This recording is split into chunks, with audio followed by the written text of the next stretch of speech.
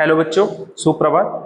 तो बच्चों, आज हम क्लास 9th का एक चैप्टर पढ़ेंगे जिस चैप्टर का नाम है सेल्स। एनईपी के थ्रू जो सेल्स है वो पहला चैप्टर हो गया है, ठीक है ना। सेल्स को हम बोलते हैं the fundamental unit of life, the fundamental unit of life, ठीक है। सेल चैप्टर शुरू करने से पहले जो सबसे पहला सवाल है, जो सबसे पहला क्वेश्चन अराइव होना चाहिए हमारे मन में, वो है कि सेल क्या है। That what is a cell. ये सेल क्या है? What is cell. सेल को शुरू करने से पहले जो सबसे पहला क्वेश्चन हमारे मन में आएगा वो आएगा कि ये सेल है क्या चीज, क्यों हमें इसे पढ़ने की आवश्यकता पड़ रही। Why do we need to study the cell. क्यों जरूरत पड़ रही है हमें सेल पढ़ने की। तो बच्चों, सेल क्या है, चलिए इसको समझते हैं। समझो बात को। जब हम एक घर बनाते हैं तो उस घर को बनाने के लिए हम ब्रिक्स का यूज करते हैं। किसका यूज करते हैं? ब्रिक्स का यूज करते हैं, यानी ईंटों का यूज करते हैं, और भी चीजों का यूज करते हैं। लेकिन ब्रिक्स जो है वो क्या है? सबसे बेसिक यूनिट है एक बिल्डिंग की, एक घर की, एक रूम की। यानी जब हम एक एक ब्रिक्स को रख रहे हैं तो एक घर को बना रहे हैं, एक दीवार को बना रहे हैं, और फिर वो चार दीवार मिलकर के एक रूम को बना रही है। और ऐसे ही फर्दर प्रोसेस होती है एक पूरे हाउस को बिल्ड करने की। तो हमको एक चीज समझ में आती है कि जो ब्रिक है वो क्या है? एक बेसिक यूनिट है एक हाउस की। एक बेसिक यूनिट है हाउस की।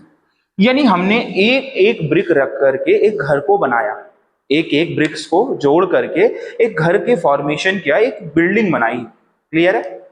सेम सेल्स क्या है? जिस तरह एक घर का बेसिक यूनिट ब्रिक्स है, यानी सबसे छोटी इकाई। अगर हम पूरे घर को तोड़ देंगे तो उसमें से सबसे छोटी इकाई जो वो ईंट निकलेगी। क्या निकलेगी? ईंट निकलेगी। एज इट इज जो सेल है, क्या जो सेल है वो भी क्या है? Basic unit of living organism, यानी कि सबसे छोटी इकाई है किसकी? Basic unit of living organism. Living organism की सबसे बेसिक यूनिट है। क्या है? सबसे बेसिक यूनिट। ये बेसिक यूनिट क्या है? मतलब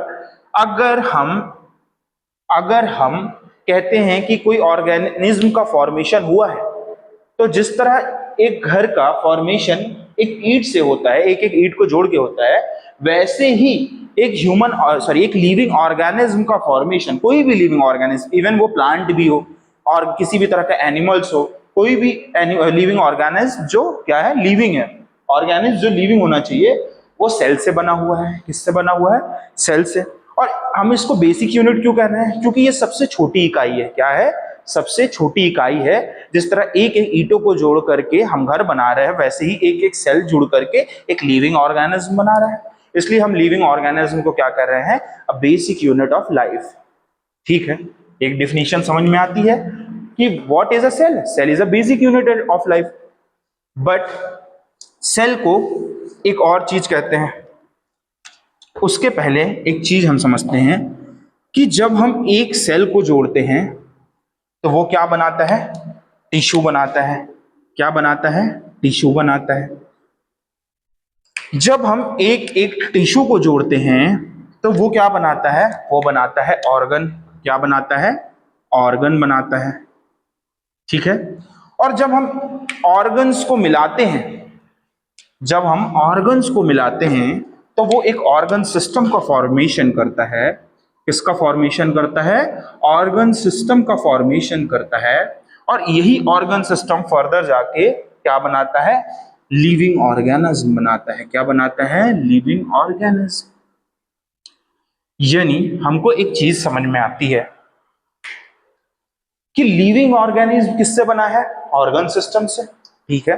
ऑर्गन सिस्टम किससे बना है? ऑर्गन से। और ऑर्गन किससे बना है? A group of tissues. और टिश्यू किससे बना है? A group of cells. तो हम ये कह सकते हैं क्या कि यही सेल्स जो हैं वो लिविंग ऑर्गेनिज्म का फॉर्मेशन कर रही है। यानी ये सेल्स क्या है? सबसे छोटी इकाई है। क्या है? सबसे छोटी इकाई है। एग्जाम्पल के तौर पर हम लेते हैं, अगर हम टिश्यू का एग्जाम्पल लेते हैं तो टिश्यू के एग्जाम्पल पे हम क्या बोल सकते हैं? Nervous tissue. Nervous tissue. ठीक है। या muscles tissue, muscle tissue. Nervous tissue का काम क्या है? हमारे बॉडी में सिग्नल भेजने का। क्या काम है? सिग्नल भेजने का। किसको? हमारे ब्रेन को या हमारे सेंट्रल नर्वस सिस्टम को। मसल टिश्यू का काम क्या है? हमारी बॉडी में मूवमेंट कराना। हम जो भी मूवमेंट कर रहे हैं हाथों के थ्रू, पैरों के थ्रू, वो किससे कर रहे हैं? मसल टिश्यूज के थ्रू। आगे जाकर के ये टिश्यू क्या बनाता है? ऑर्गन। ऑर्गन जैसे कि हार्ट, ऑर्गन जैसे कि लीवर, ऑर्गन जैसे कि किडनी, ये सब क्या है? ऑर्गन है। और यही ऑर्गन जाकर के आगे क्या बनाता है? जैसे हार्ट को हम बोलते हैं क्या? Circulatory system. हार्ट का काम है पंप करना, ब्लड को पंप करना। तो हार्ट का कॉम्प्लेक्स स्ट्रक्चर मिलके, ऑर्गन का कॉम्प्लेक्स स्ट्रक्चर मिलके क्या बना रहा है? सर्कुलेटरी सिस्टम बना रहा है। क्या बना रहा है? Circulatory system. ऐसे ही फूड को डाइजेस्ट करने के लिए हमें डाइजेस्टिव सिस्टम की जरूरत होती है। किसकी जरूरत होती है? डाइजेस्टिव सिस्टम की जरूरत होती है। तो हम कह सकते हैं कि जब एक ऑर्गन का पूरा सिस्टम मिल रहा है तो वो क्या बना रहा है? ऑर्गन सिस्टम बना रहा है। क्या बना रहा है? ऑर्गन सिस्टम बना रहा है। और बाद में यही ऑर्गन सिस्टम क्या बनाता है? एग्जाम्पल ले लो लिविंग ऑर्गेनिज्म का। ह्यूमन बीइंग, हम भी क्या है? लिविंग ऑर्गेनिज्म है। एक काऊ को ले लो, किसी डॉग को ले लो, ये सब किसके एग्जाम्पल है? They all are example of living organism. ये सब किसके एग्जाम्पल है? Living organism. तो हमको एक बात समझ में आती है कि लिविंग ऑर्गेनिज्म ऑर्गन सिस्टम से बना है। Organ system a group of organ या फिर ऑर्गन सिस्टम से बना है। और ऑर्गन जो है वो ग्रुप ऑफ टिश्यूज से बना है। और tissues a group of cell से बना है। यानी सेल जो है वो बेसिक यूनिट ऑफ लाइफ है, बेसिक सबसे छोटी इकाई है लिविंग ऑर्गेनिज्म की। एक डिफिनेशन और आती है एनसीईआरटी में। एक आता है क्या? कि cell is structural and functional unit of life. Functional unit of life क्यों बोलते हैं इसको स्ट्रक्चर और फंक्शनल यूनिट ऑफ लाइफ? मैंने कहा कि एक एक ईंटें मिलकर के एक दीवार बना रहा है, वो दीवार मिलकर के एक घर को बना रहा है। वैसे ही एक एक सेल मिलकर के टिश्यू को बना रहा है, ऑर्गन को बना रहा है, ऑर्गन सिस्टम को बना रहा है और लिविंग ऑर्गेनिज्म को बना रहा है। मतलब समझ में आता है कि सेल क्या है? सेल ही स्ट्रक्चर का फॉर्मेशन कर रहा है क्या? असल में अगर ये सेल ना होगा तो ये टिश्यू कैसे होंगी? मसल टिश्यू कैसे होंगी? बोन्स टिश्यू कैसे होंगी? ब्लड टिश्यू कैसे होंगी? बाकी जो भी टिश्यूज हैं वो कैसे होंगी? और यही टिश्यूज क्या बना रही है? ऑर्गन। यानी अगर सेल ही नहीं है तो ऑर्गेनिज्म का एग्जिस्टेंस ही खत्म है। यानी क्या ये सेल ही है जो एक लिविंग ऑर्गेनिज्म को स्ट्रक्चर देने का काम कर रहा है? तो हम इसको बोल सकते हैं कि cell is a structural unit of life. But functional से क्या मतलब है? चलिए समझते हैं। देखो, जब भी हम बात कर रहे हैं फंक्शनल की तो हमको एक चीज समझना पड़ेगा कि हमारी बॉडी का हर पार्ट किससे बना है? सेल से बना है। सेल से बना है। जब सेल से बना है तो हमारी आईज काम कर रही हैं किसकी? किसका काम कर रही हैं? देखने का। वॉच का काम कर रही हैं या देखने का काम कर रही हैं? तो सॉरी, हमारी आईज काम कर रही हैं, सी देख रही हैं, वॉच कर रही हैं। तो ये किसके कारण कर रही हैं? आंखों के कारण। और वो आईज किससे बने हैं? सेल से बने हैं क्या? तो क्या देखने का काम सेल्स कर रहे हैं क्या? ठीक है। हमारे किडनी का काम है फिल्ट्रेशन। क्या काम है? फिल्ट्रेशन। हमारी किडनी का काम क्या है? फिल्ट्रेशन। फिल्ट्रेशन का काम है, ब्लड को फिल्टर करता है। तो हम कह रहे हैं कि किडनी किससे बना हुआ है? किडनी एक ऑर्गन है और वो टिश्यू से बना है और टिश्यू ग्रुप ऑफ सेल्स से बना है। यानी जो सेल्स है वही फंक्शन कर रहे हैं क्या? फिल्ट्रेशन ऑफ ब्लड का। तो हमें समझ में आ रहा है कि cell is a functional unit of life. Cell क्या कर रहा है? एक फंक्शन परफॉर्म कर रहा है। ठीक है, हमें समझ में आता है कि सेल एक फंक्शन को परफॉर्म कर रहा है, इसलिए हम उसे फंक्शनल यूनिट ऑफ लाइफ बोल रहे हैं। तो ये डिफिनेशन हमको बताती है कि सेल क्या है। एक तो सेल एक लिविंग ऑर्गेनिज्म का स्ट्रक्चर फॉर्मेशन कर रहा है, इसलिए हम सेल को बोल रहे हैं स्ट्रक्चरल यूनिट ऑफ लाइफ। और जब सेल कोई फंक्शन परफॉर्म करता है लिविंग ऑर्गेनिज्म के अंदर तो उसको हम बोल रहे हैं फंक्शनल यूनिट ऑफ लाइफ। ठीक है, इतना समझ में आता है। एक एग्जांपल लेकर के और समझते हैं कि आखिर ये सेल कैसे फंक्शन परफॉर्म करता है। चलिए समझते हैं। देखो बच्चों, हम क्या करते हैं, हम फूड को खाते हैं। फूड को खाते हैं, किसके थ्रू खाते हैं? अपने माउथ के थ्रू। ये फूड कहाँ जाता है? इंटेस्टाइन में जाकर के एब्जॉर्ब होता है। इंटेस्टाइन में जाके एब्जॉर्ब होता है, और बाद में वो एब्जॉर्ब फूड क्या होता है? कॉम्प्लेक्स सब्सटेंस से सिंपलर सब्सटेंस में टूटता है। कॉम्प्लेक्स सब्सटेंस से सिंपलर सब्सटेंस में टूटता है। सिंपलर सब्सटेंस में टूटता है। ये क्या है कॉम्प्लेक्स और सिंपलर? ये क्या बता दिया आपने, इतना टफ नाम? मैं बताता हूं। कॉम्प्लेक्स सब्सटेंस का मतलब होता है जब फूड रॉ मटेरियल में है तो वो कॉम्प्लेक्स है, उसको हमने अपने दांतों से चबाया, जीभ से मिलाया सलाइवा के साथ, और उसके बाद उसको हमने स्वेलो कर लिया। स्वेलो करने के बाद वो सिंपलर सब्सटेंस जिसको हम ग्लूकोज बोलते हैं, क्या बोलते हैं? ग्लूकोज। हमारी बॉडी में ग्लूकोज की रिक्वायरमेंट होती है, हमको कमजोरी लगती है तो डॉक्टर ग्लूकोज सलाइन लगा देता है। तो वो क्या है? ग्लूकोज ही डायरेक्ट क्यों लगा रहा है? कि हमारी बॉडी उस खाने को ग्लूकोज में ही तोड़ रही है। किसमें तोड़ रही है? ग्लूकोज में ही तोड़ रही है। और ये ग्लूकोज कहां पर मौजूद है? ये ग्लूकोज मौजूद है सेल के अंदर। कहां मौजूद है? मान लीजिए ये सेल है, इसको हमने एनलार्ज कर दिया है, और इसी सेल के अंदर क्या मौजूद है? Glucose C6H12O6। ये ग्लूकोज का फॉर्मूला होता है। ठीक है, हमने खाना खाया, कॉम्प्लेक्स सब्सटेंस को सिंपलर सब्सटेंस में तोड़ा। कैसे तोड़ा? हमारे डाइजेस्टिव सिस्टम के अंदर ऐसे बाइल जूस और बहुत सारे सीक्रेटेड जूस प्रेजेंट है जो उस फूड को तोड़ने का काम कर रहे हैं, और बाद में उस फूड को हम क्या कर रहे हैं? एब्जॉर्ब कर रहे हैं। कहां पर? वो एब्जॉर्ब होकर कहां पे जा रहा है? सेल के अंदर। कहां पर जा रहा है? सेल के अंदर।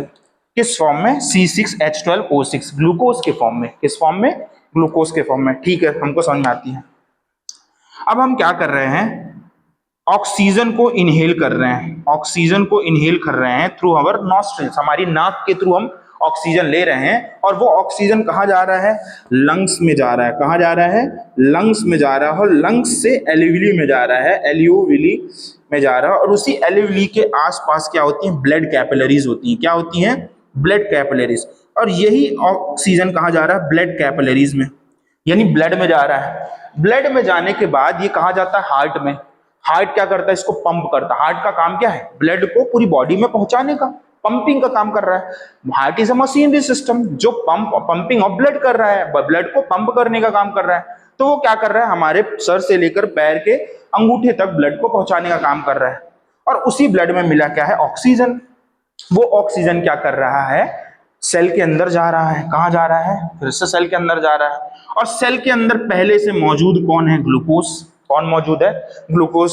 और इस ग्लूकोज को तोड़ करके क्या बना रहा है? Carbon dioxide, water plus ATP. ये एटीपी क्या है? एटीपी को एनर्जी बोलते हैं, एनर्जी पैकेट या एनर्जी करेंसी। एटीपी का फुल फॉर्म होता है एडेनोसाइन ट्राइफॉस्फेट। क्या होता है? Adenosine triphosphate. ठीक है, ये एटीपी है क्या? आगे हम सेल्स पढ़ेंगे तो एटीपी को समझेंगे, पर अभी समझो एटीपी क्या होता है। हमारी बॉडी को हर चीज को करने के लिए एक चीज की जरूरत होती है, वो है एनर्जी। और वो एनर्जी किस फॉर्म में आती है? इसी एटीपी के फॉर्म में। हम रनिंग कर रहे हैं, हम लिख रहे हैं, हम पढ़ रहे हैं, बोल रहे हैं, वो किसके थ्रू हो रहा है? एनर्जी के थ्रू। हमारी बॉडी को एनर्जी की रिक्वायरमेंट है, और वो एनर्जी कहां से आ रही है? फूड से। और वही फूड कहां टूट रहा है? ग्लूकोज के फॉर्म में, ऑक्सीजन की प्रेजेंस में एटीपी बना रहा है। क्या बना रहा है? एटीपी। और इसी एटीपी का यूज करते हैं हम अपनी दिनचर्या की एक्टिविटीज को करने के लिए, बैठने के लिए, खाने के लिए, दौड़ने के लिए, लिखने के लिए, पढ़ने के लिए। जिस तरह हम पैसे का यूज करते हैं, पैसा एक करेंसी है, हमको कुछ भी सामान चाहिए मार्केट में तो हम पैसे को दे रहे हैं, एक्सचेंज ऑफ मनी कर रहे हैं। वैसे ही हम बॉडी की कोई एक्टिविटी कर रहे हैं तो एटीपी का यूज करके कर रहे हैं। ATP is a form of energy, is a packet of energy. ठीक है, इतना समझ में आता है हमको। अब हमारे पास बनता है क्या? Carbon dioxide. ये कार्बन डाइऑक्साइड फिर से कहा जाता है? ब्लड में जाता है। ब्लड से कहा जाता है? लंग्स में जाता है। लंग्स ब्लड क्लैप हार्ट में जाता है, हार्ट से लंग्स में जाता है, और लंग्स से क्या करते हैं? हम एक्सहेल करते हैं। हम पढ़ रहे हैं कि हम इनहेल ऑक्सीजन कर रहे हैं, पर कार्बन डाइऑक्साइड कहां से आ रहा है? तो कार्बन डाइऑक्साइड यहां से आ रहा है। सेल के अंदर एक सेलुलर एक्टिविटीज हो रही है, सेलुलर एक्टिविटीज में ग्लूकोज टूटता है ऑक्सीजन की प्रेजेंस में कार्बन डाइऑक्साइड में। यही कार्बन डाइऑक्साइड क्या है? वेस्ट मटेरियल है, जो बाद में हमारी बॉडी में जब हम एक्सहेल करते हैं तो वो बाहर निकल जाता है।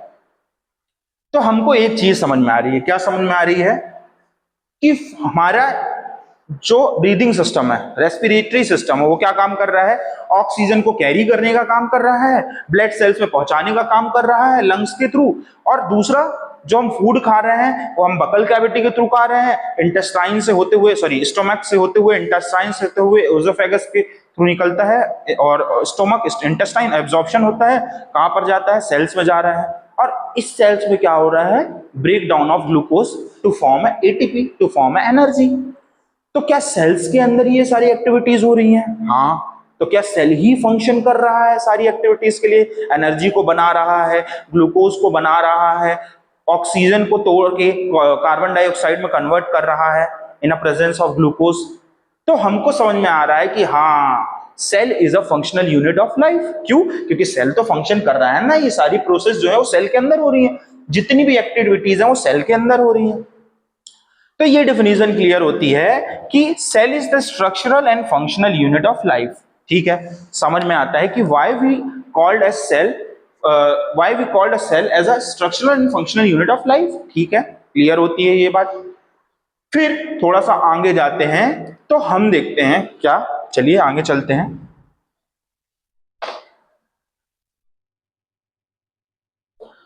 देखो,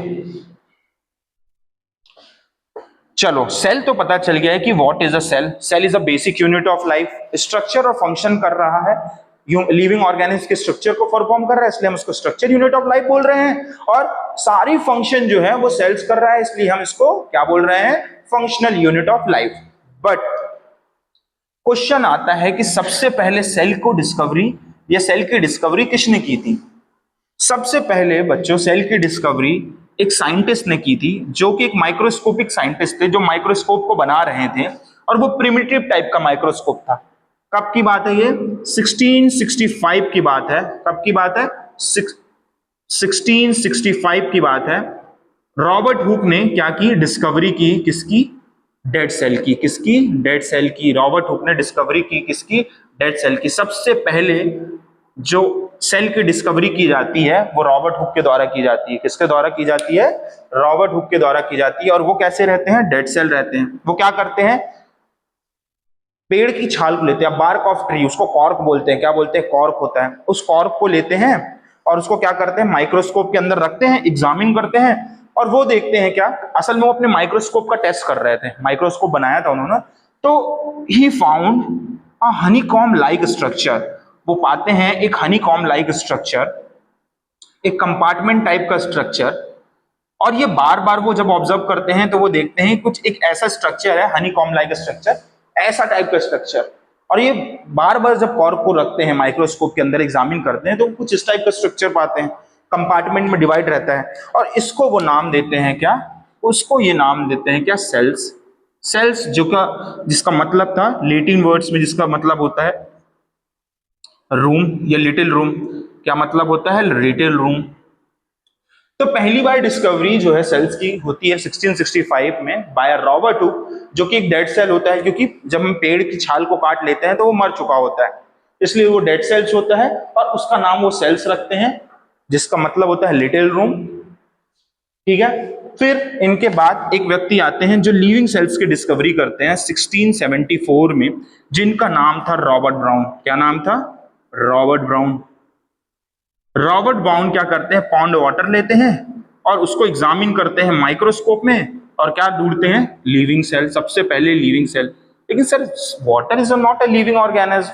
फिर कैसे उन्होंने ढूंढा? अरे पॉन्ड वाटर क्या होता है? गंदा पानी होता है, और गंदे पानी में बैक्टीरिया, पैथोजेंस, पैरासिटिक, फंगस, ये सब क्या होंगे? प्रेजेंट होंगे। तो वो भी तो ऑर्गेनिज्म है, लिविंग ऑर्गेनिज्म है। तो जब वो वाटर को एग्जामिन करेंगे तो उसमें बहुत सारे ऑर्गेनिज्म होंगे, तो वो क्या करते हैं? लिविंग सेल की डिस्कवरी करते हैं। इसके बाद आते हैं रॉबर्ट, अच्छा, इसके बाद एक, सॉरी सॉरी, ये रॉबर्ट ब्राउन नहीं थे, ये थे पुरकेंजी, सॉरी ल्यूवेनहॉक थे, Antonie van Leeuwenhoek. Antonie van Leeuwenhoek. Antonie van Leeuwenhoek ने डिस्कवरी की थी पॉन्ड वाटर से लिविंग सेल की। वहां पर मिस्टेक हो गया मुझसे। फिर 200 साल बाद, आफ्टर 200 ईयर्स, एक साइंटिस्ट आते हैं। कब? 1831 में, जिनका नाम था रॉबर्ट ब्राउन। क्या नाम था? रॉबर्ट ब्राउन नाम था। और रॉबर्ट ब्राउन पहली बार डिस्कवरी करते हैं न्यूक्लियस की। इसकी डिस्कवरी करते हैं न्यूक्लियस की, क्योंकि पहली बार जब सेल की डिस्कवरी की जाती है तब इतने अच्छे माइक्रोस्कोप्स नहीं बनाए गए थे। एक प्रिमिटिव, एक पुराने तरह का माइक्रोस्कोप था जो कुछ ही दूर तक जूम कर सकता था, जूम इन कर सकता था, इसलिए सिर्फ सेल की डिस्कवरी होती है। But after 200 years in 1831 Robert brown ने क्या किया, न्यूक्लियस, सेल के अंदर एक चीज की खोज की, सेल के भी अंदर। अब क्योंकि हम माइक्रोस्कोप को और बड़ा कर सकते थे, जूम कर सकते थे, जूम करके और ज्यादा चीजों को अंदर तक देख सकते थे कि अंदर ये चीजें किससे बनी है, तो फिर खोज होती है न्यूक्लियस की। और वो कौन करते हैं, रॉबर्ट ब्राउन। कौन करते हैं, रॉबर्ट ब्राउन। कब करते हैं, 1831 में, व्हेन अब मॉडर्न माइक्रोस्कोप वाज फॉर्म, जब मॉडर्न माइक्रोस्कोप बन जाते हैं उसके बाद।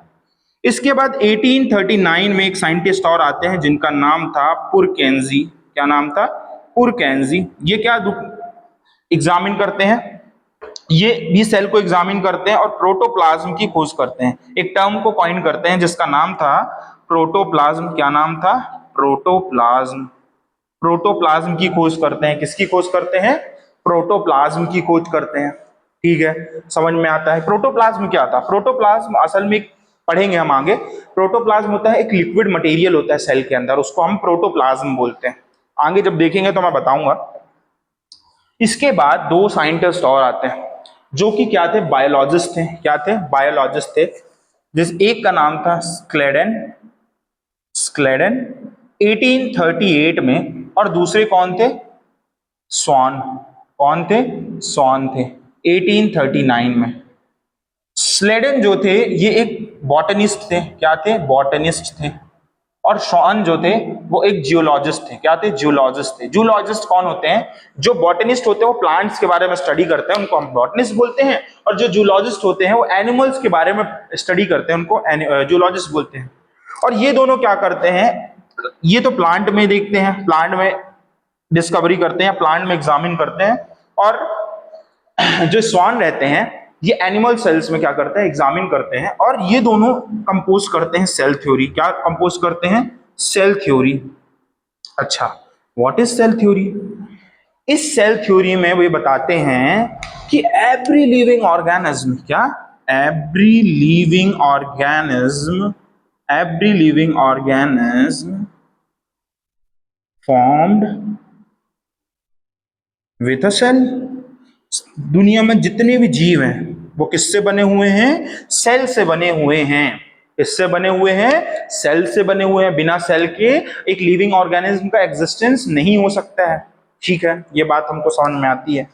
बट एक क्वेश्चन आता है मन में कि ठीक है, हर एक लिविंग ऑर्गेनिज्म सेल से बना हुआ है, बट ये सेल कहां से आ रहे हैं, ये सवाल आया मन में, यही सवाल पूछा गया। तो इसको क्लियर करते हैं और इसको थोड़ा मॉडिफाई करके बताते हैं सेल थ्योरी को। एक साइंटिस्ट जिनका नाम था रुडोल्फ वर्च्यू। क्या नाम था, रुडोल्फ वर्च्यू। जो बताते हैं, क्या बताते हैं, कि जितने भी सेल्स हैं वो कहां से आए हैं, every cells come from pre existing cells. यानी कि जितने भी सेल हैं वो कहां से आए हैं, प्री एग्जिस्टिंग सेल से आए हैं। ठीक है, क्या बोलते हैं, ओमनी सेलुला, ई सेलुली या सेलुला, एम ओमनी सेलुला, ई सेलुला। इसका मतलब क्या है, every cells come from pre existing cells. यानी जितने भी सेल्स आ रहे हैं वो कैसे आ रहे हैं, वो पुराने सेल जो पहले एक सेल था। यहां पर देखो, समझो आपके बॉडी में पहले एक सेल था, वो क्या बना रहे हैं, दो सेल, यही दो चार बना रहे हैं, यही चार आठ बना रहे हैं। तो ऐसे सेल्स क्या हो रहे हैं, प्री एग्जिस्टिंग सेल से ही बन रहे हैं। अच्छा, ये सेल्स क्यों डिवाइड हो रहे हैं, रीजन, हमारी बॉडी, हम जब पैदा हुए तो इतने छोटे थे, फिर धीरे धीरे हमारी हाइट बढ़ते गई, और हम कह रहे हैं कि हमारी बॉडी का फॉर्मेशन किससे हुआ है, सेल से हुआ है। तो यानी हमारी बॉडी में सेल्स भी तो बढ़ेंगे, सेल्स ही है जिनकी ग्रोथ हो रही है। सेल्स जो है वो क्या हो रहे हैं, डिवाइड हो रहे हैं, है ना। सेल्स की जब ग्रोथ हो रही है तभी तो वो हाइट को बढ़ा रहा है, लेंथ को बढ़ा रहा है, ब्रीथ को बढ़ा रहा है ऑर्गेनिज्म में। ऐसा तो नहीं है कि सेल्स नहीं बढ़ रहे हैं, सेल्स भी क्या हो रहे हैं, डिवाइड हो रहे हैं। तो वो वही सवाल था कि चलो हम मान लेते हैं कि हर एक लिविंग ऑर्गेनिज्म सेल से बना है, बट ये सेल्स कहां से आ रहे हैं? तो इसको रुडोल्फ वर्च्यू क्लियर करते हैं कि every cells come from pre existing cell, यानी पुराने ही सेल को पुराने सेल से ही डिवाइड होकर के एक नया सेल बन रहा है। प्री एग्जिस्टिंग सेल से ही जो नया सेल है वो क्या कर रहा है? एग्जिस्ट कर रहा है।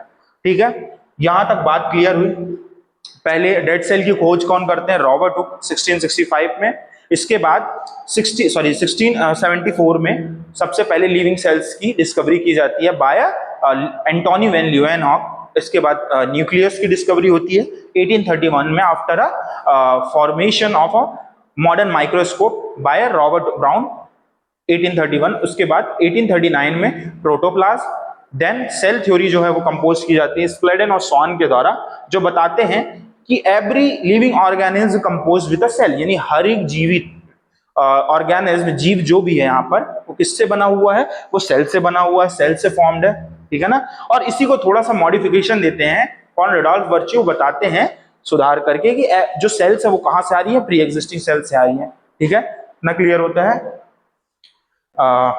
आज के लिए बच्चों इतना ही। आगे हम थोड़ा सा और देखेंगे। आगे हम पढ़ेंगे कि सेल्स कितने तरह के होते हैं on the basis of number, और cell, longest cell, largest cell, इन सब के बारे में पढ़ेंगे। अगर आपको मेरी वीडियो पसंद आती है तो मैं ऐसे ही पूरे सेल चैप्टर की वीडियो बनाऊंगा। अगर आपको पसंद आती है तो मेरी वीडियोस को लाइक करें, मेरे चैनल को सब्सक्राइब करें। धन्यवाद आपका।